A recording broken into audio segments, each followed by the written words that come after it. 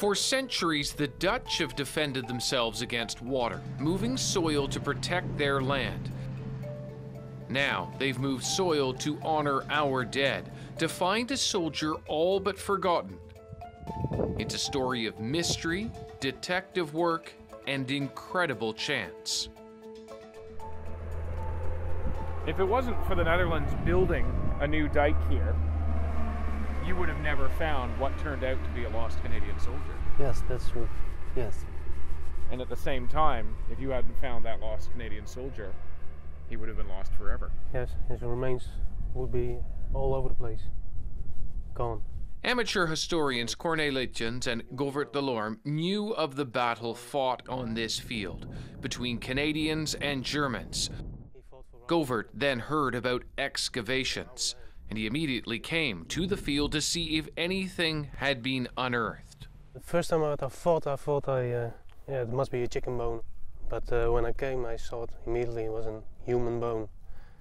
In the black soil, Govert saw a bone, a leg. He dug by hand and discovered 2 finger bones and a ring. Hours earlier, they'd been exposed, and hours later, the soil would be churned again, the contents hidden.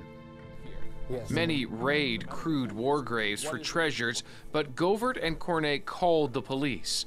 Then came the Dutch army, which knew of 4 soldiers killed here, but never found.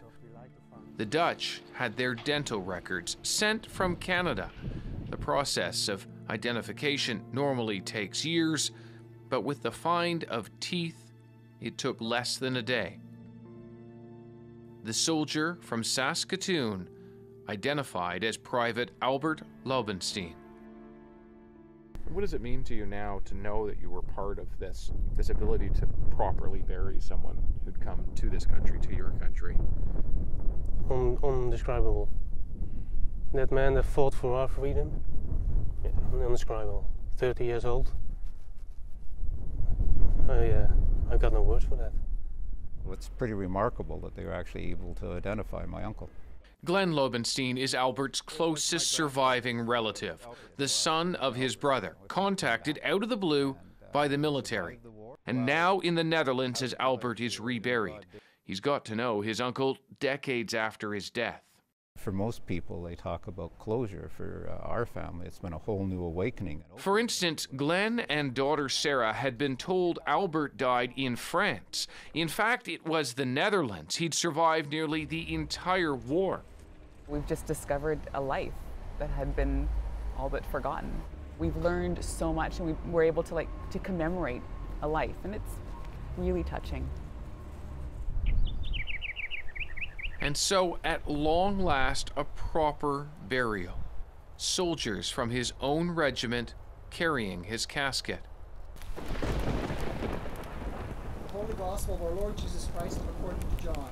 During the service, the skies would open, the heavy downpour mirroring the terrible conditions of Albert's death.